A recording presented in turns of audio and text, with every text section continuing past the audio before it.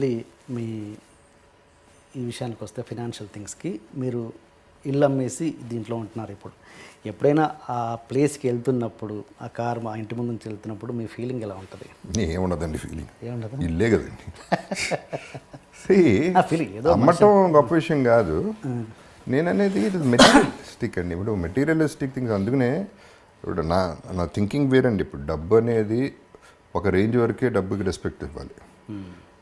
ఒక రేంజ్ వరకు డబ్బులు సంపాదిస్తాం, ఆ తర్వాత డబ్బులు మనం సంపాదించేస్తాం, బానిస అయిపోతాం. అది పెద్ద అడిక్షన్ అండి. దానంత పెద్ద జబ్బు ఇంకోటి లేదు. సిగరెట్లు, మందు, గ్యాంబ్లింగ్ కాదు, డబ్బు పిచ్చి అనేది ఒక పెద్ద జబ్బు. ఇప్పుడు అది కనుక ఆ గ్రిప్లోకి వెళ్తే మనుషులు కనపడరు, హార్ట్లు కనపడవు, ఏవి కనపడవు. మర్డర్ చేసినా డబ్బులు సంపాదించాలి, బ్రదర్ చచ్చిపోతే ఆస్తి వస్తుంది మనకి సగం, ఫాదర్ చచ్చిపోయి ఎప్పుడు చేస్తాడా డబ్బులు ఇస్తాడు, ఈ ఆలోచనలు కదా ఉండేది ఫైనలీ. అండ్ డబ్బుకు కూడా ఒక లిమిట్ ఉంటుందండి. మీరు క్లియర్గా ఆలోచిస్తే ఎంతమంది వేల కోట్లు పెట్టుకుని ఏం చేస్తున్నారండి లైఫ్లో? నాకు ఉందంటున్నారు, ఓకే, ఉండి ఏం చేసుకుంటున్నారు? నిద్ర లేదు కొంతమందికి కాన్స్టిపేషన్, కొంతమందికి డయేరియా, రకరకాల మనుషులు. కొంతమంది వేల కోట్లు సంపాదించి జైలుకి వెళ్ళే వాళ్ళు ఉన్నారు. కొంతమంది అంటే జెన్యున్ క్రైమ్ చేశారో లేదో పక్కన పెట్టండి, కన్విక్షన్ పక్కన పెట్టండి. I'm saying what is the final. అందుకనే నేను డబ్బులు అనేది that is a part of life తప్ప శుభలగ్నంలో డైలాగ్ లైఫే కాదు, ఇది మొత్తమే డబ్బే లైఫ్ కాదు అనే దాని మీద ఈ గ్యాంబ్లింగ్ కూడా ఐ వుడ్ సే దాంట్లోంచి వచ్చిన ట్రేటేనండి. అంటే ఇది నేర్చుకోగలగాలి, ఇవ్వటమో లేకపోతే పోవటం అనేది నేర్చుకోగలిగితే బాగుంటుంది లైఫ్లో. ఇప్పుడు for example I was doing fine అండి. ఒకప్పుడు నా car Land Cruiser Prado. That was the best car, ఇండస్ట్రీలోనే బెస్ట్ కార్ నేను కొంది. 3-4 ఏళ్ళు ఉంది. పొద్దున్నే స్నానం చేసి బయటకు వచ్చి చూశాను, కారు కనపడుతుంది. దీని మీద నాకేంటి అటాచ్మెంట్ అసహ్యంగా అనుకున్నాను. కారు మీద అటాచ్మెంట్ ఏంటి? అమ్మేయన్నా అంతే, ఇమ్మీడియట్గా అమ్మేయన్నా. అప్పటికి మీ బ్యాడ్ పొజిషన్ లేదు, శుభ్రంగా ఉన్నా. నేను కొంత 25 lakhsకి. సరే డెస్పరేట్ మామూలుగా నేను అమ్మేయన్నాక పట్టించుకోండి పెద్దగా. ఎవరో 9 లక్షలు 10 లక్షలు అన్నాడు, తీసుకుపో అన్నా. ఇక దాని గురించి డిస్కషన్ వద్దు. So that is how I feel. Letting go, వదలగలిగితే చేయి నొప్పి పట్టదు, పట్టుకుంటేనే చేయి నొప్పి పడుతుంది. ఇది నాది నాది నాది నాది అంటే మనం we are torturing our mind and body and everything. And మిగతా అన్నీ మర్చిపోతున్నాం. ఎంతమంది పేరెంట్స్ని కలుస్తున్నారండి, ఎంతమంది కలిసి ఉంటున్నారు ఫ్యామిలీలో, ఎంతమంది హస్బెండ్ అండ్ వైఫ్ హ్యాపీగా ఉంటున్నారు. డబ్బు విషయంలో కూడా ఎన్ని డివోర్సులు జరుగుతున్నాయి. So all this the main villain in life is money అండి. సో అందుకనే నేను ఆ మనీ అనే దానికి అంత ఇంపార్టెన్స్ ఇవ్వకూడదనే నా ఫిలాసఫీ అండి. బికాజ్ నేనేంటి, నాకున్న డబ్బు నాకు చాలా తక్కువ ఉందండి నిజం చెప్పాలంటే. అది కూడా మళ్ళీ తిరిగి సంపాదించింది. కానీ నేను నా ఫస్ట్ క్లాస్లో వెళ్తాను, నా 5-star హోటల్లో ఉంటాను, నా ఫ్యామిలీ అట్లాగే వెళ్తుంది, ఫ్యామిలీ అలాగే ఉంటుంది. పిల్లలకి ఎంత మిగిలితే అంత పిల్లలకి ఇస్తాం అంతే. ఎవడో రూల్ పెట్టలేదు 1,00,000 కోట్లు ఇవ్వాలని. వాళ్ళ బతకాలి. ఇవ్వగలిగితే ఇవ్వలేకపోతే నోరు మూసుకు కూర్చో అంతే. అండ్ మీకు బ్యాడ్ ఫీల్, కొంత ఫ్రస్ట్రేషన్ కూడా ఉందండి దీంట్లో. బికాజ్ ఆ ఒక్క దృష్టితోనే చూస్తున్నారు జనాలు. పొద్దున్న లెగిస్తే ఎలా మోసం చేద్దాం, ఎవరిని బకరా చేద్దాం అనే పద్ధతిలో ఎంతమంది ఉన్నారు అంటే నెగిటివిటీ స్ప్రెడ్ అవుతూనే ఉంది. అందుకని I don't go for parties అండి. పార్టీస్కి వెళ్తాం, ఓకే, ముందు కొట్టేస్తాం, రాత్రి అంతా ఒకళ్ళు మాట ఇచ్చేస్తాం, రేపు మనం అది చేసేద్దాం ఫోన్ కూడా ఎత్తారు రేపు. సో అల్టిమేట్లీ దానికి ఎంత వాల్యూ ఉందో చూడండి, అండ్ మనకెంత వాల్యూ ఉందో చూడండి. సో మనిషికి వాల్యూ ఇస్తున్నావా, డబ్బుకి వాల్యూ ఇస్తున్నావా అనేది ఇంపార్టెంట్ పాయింట్. మీరు అన్నారు ఇప్పుడు నా 5 స్టార్లో ఉండాలి, నా ఫ్యామిలీని అలాగే. నేను 5 స్టార్లోనే ఉంటాను, 150 రూపీస్ రూమ్లో కూడా ఉంటానండి. అది కూడా ఉంటా. I'm telling I can afford. అంటే నేను మీ బ్యాడ్ ఫేజ్లో కూడా అలా ఫ్యామిలీకి చూపించారా? అలా చూపించని పరిస్థితి కూడా వచ్చిందా మీకు? వచ్చిందండి సిచ్యువేషన్. అంటే ఒకటి ఏంటంటే ఆ ఫ్యామిలీకి చాలా వరకు లాస్ట్ 1 year వరకు ఏం తెలియదు, అది నేనేం చెప్పలేదు ఎవరికి. So I had to maintain. వాళ్ళు అడిగింది ఇవ్వటం వరకు చేసాం, అంతవరకు చేసాం. అప్పు చేశాను, 60% ఇంట్రెస్ట్ కట్టిన రోజులు కూడా ఉన్నాయి. సో అవన్నీ దట్ ఈస్ మై ప్రాబ్లం. పెళ్లి చేసుకున్నాం, పిల్లలు కన్నాం, వాళ్ళని చూసుకోవాలి, ఎలా చూసుకుంటాం అనేది నా ప్రాబ్లం. సో అది అప్పు చేశాను, దానివల్ల అప్పులు పెరిగిపోయినాయి, ఇంట్రెస్ట్లు పెరిగిపోయినాయి, వాట్ ఎవర్ హ్యాపెన్. అది నేను పడ్డాను, ఆ గొడవంతా నేను పడ్డాను. ఏమంటే కంపేర్ చేసుకుంటే what is my problem in life? I don't have a problem. Problem ఉందనుకుంటే ప్రాబ్లం అండి. ఫర్ ఎగ్జాంపుల్ నిన్న సంజు సినిమా చూశాను, సంజయ్ దత్ లైఫ్ చూశాను. ఆ లైఫ్ చూసిన తర్వాత నా లైఫ్ ఎంత గొప్ప, ఎంత హ్యాపీగా ఉంది. సో రివర్స్లో ఫీల్ అయితే నోబడీ హ్యాపీ. సాటిస్ఫాక్షన్ లెవెల్ ఎక్కడ ఉంటుంది?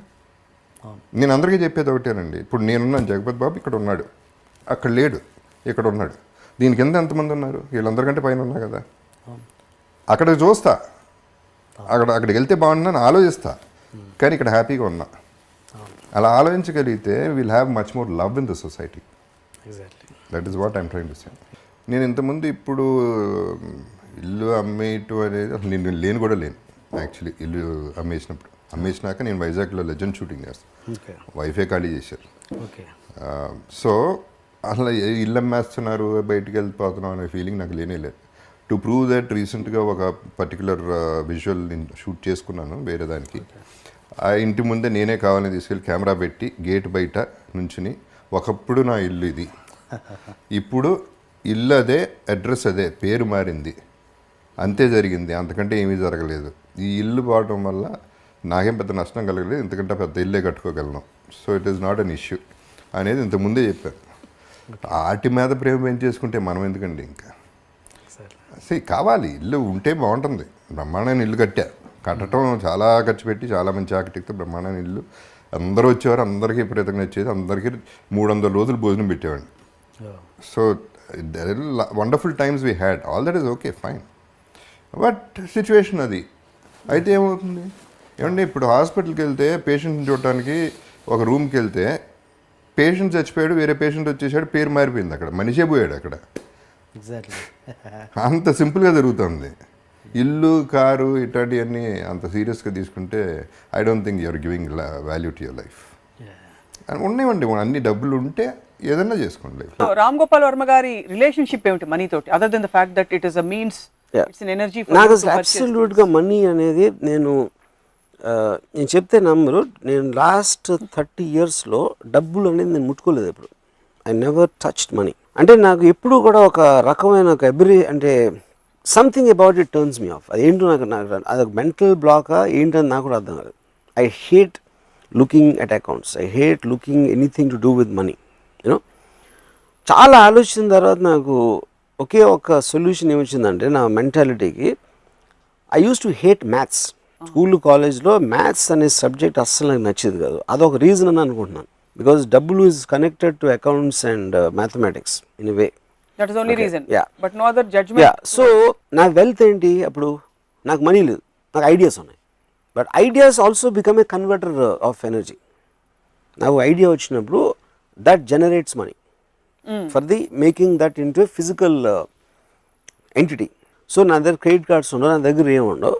నాకు ఎప్పుడైనా ఒక ఎనర్జీ అంటే, ఎందుకంటే నన్ను డబ్బు ఇస్తే ఎనర్జీ వస్తుంది కాబట్టి నా ఐడియా ఇస్తే నాకు ఎనర్జీ వస్తుంది. So my money is my ideas. So డబ్బులు 30 ఏళ్లలో చూడలేదని చెప్పారు. మీకు డబ్బులు ఇవ్వరా మీరు డైరెక్ట్ చేసినప్పుడు? అంటే నేను ఇప్పుడు ఎవరెవరో చూస్తూ ఉంటాను నా ఆఫీస్లో, బట్ నాకు చెక్ డ్రాఫ్ట్కి తేడా తెలియదు, నాకు ఏంటో తెలియదు. నాకు అసలు మీకు చికాకు తప్ప ఇష్టం లేదు డబ్బు అంటే. నీకు ఇంకొక ఎపిసోడ్లో చెప్పాను, as long as I get up in the morning, నిద్రపోయే వరకు ఆ రోజు నేను తలుచుకుంటే అది చేయగలిగితే దానికి కావాల్సిన ఎనర్జీ నాకు నా ఐడియాస్ నుంచి వస్తుంది, నాకున్న వాట్ ఎవర్ వర్క్ కెపాసిటీ నుంచి వస్తుంది, దాని నుంచి వస్తుంది. దానికి ఏదైనా మనీ అవసరమైతే వేరే వాళ్ళు చూస్తారు, నేను అసలు పట్టించుకున్నది. మీరు అదృష్టవంతులు, అందరికీ అదృష్టం ఉండదుగా. నా పాయింట్ ఏంటంటే, మా గ్రాండ్ ఫాదరు ఆయన 67 70 ఏళ్ళప్పుడు ఆయన ఇంకా డబ్బులు ఎక్కడ వచ్చి మన స్కీమ్లో ఇవ్వాలంటే, పుట్టినప్పటి నుంచి ఎప్పుడు నా దగ్గర ఇది ఉండదో, రేపు పొద్దున్న డబ్బు లేకపోతే నాకు తిండి ఉండదో, లేకపోతే ఇంకేదో అవ్వదో అన్న భయంతో బతకటం కన్నా, భయంతో బతకడానికి మీనింగ్ ఏంటి? నా పాయింట్ అది. రేపు పొద్దున ఉండదేమో, రేపు ఎల్లుండి వెళ్ళిపోతుందేమో అని దాంట్లో మీరు కంటిన్యూస్గా ఏమీ చేయకుండా దాన్ని దాచేసి డిపాజిట్లు పెట్టి ఎఫ్డీలో పెట్టేస్తే అలాంటప్పుడు బతకడానికి అవసరం ఏంటంటే, అంటే అసలు ఏ సేవింగ్ భయం, ఇది జస్ట్ కేర్ అంతే. కాదు, ఇది రిలేటివ్ కదా, you can't look at it absolutely. ఇప్పుడు నేను కాలేజ్లో ఉన్నప్పుడు మా ఫాదర్ నాకు 400 రూపాయలు పంపించారు. ఈ 400 రూపీస్ ఆ రోజుల్లో ఆబ్వియస్లీ మెస్ బిల్లు ఇవో అని రకరకాల వాట్ ఎవర్, అది నేను మొత్తం ఫస్ట్ డే ఖర్చు పెట్టాను. తర్వాత ఏం చేసేవారు? ఐ డోంట్ నో, వెళ్ళిపోయింది లైఫ్ అలాగే. అంటే అప్పుడు ఇంకొకలాగా రోడ్డు మీద పడి తిరగటమే. కుక్క బతుకుతుంది కదా, కుక్క బతికి మనం ఎందుకు బతకలేం? ఏదో నా ఫ్రెండ్సో ఇదో అదో what ever something will happen, everybody is alive you know. So the point is, ఆ రోజు 400 రూపీస్ తోటి నేను ఒక రెస్టారెంట్కి వెళ్ళి బియర్ తాగి చికెన్ బిర్యానీ తిని సినిమా ఒక 5-6 సార్లు చూసి వడవర్ అలాంటివి చేసి ఆ పవర్ ఉన్నంతసేపు దాన్ని సేవ్ చేయకుండా ఖర్చు పెట్టాను అంతే. మీరు ఆ 400 రూపాయలు ఖర్చు పెట్టేస్తున్నప్పుడు మీ స్టేట్ ఆఫ్ మైండ్ ఏంటి? ఆప్షన్ ఏ, అయిపోయాయి చూసుకుందాం లేదు తర్వాత. ఆప్షన్ బి, నాకు రేపు ఉంటాను లేదు తెలీదు, ఇవాళ బతికితే చాలు 400 రూపాయలు ఖర్చు పెట్టి. లేదా ఆప్షన్ సి, మళ్ళీ కావాలంటే అవసరం అయితే నాన్నే పంపిస్తారు. ఏముండేది? What would go? నాన్నని పంపించి ఎప్పుడు అడగలేదు మళ్ళీ. I never did that. I know as long as your అంటే ఇప్పుడు ఎనర్జీ ఉంది నా దగ్గర, డబ్బు అంటే ఎనర్జీ, కన్వర్టబుల్ ఎనర్జీ ఉంది. సో లైఫ్ అనేది నా టైం వెళ్ళిపోతుంది. I value time the most. ఎందుకంటే మిగతా అన్ని వస్తే వెళ్తాయి కానీ టైం అనేది వెళ్ళిపోతూనే ఉంటుంది.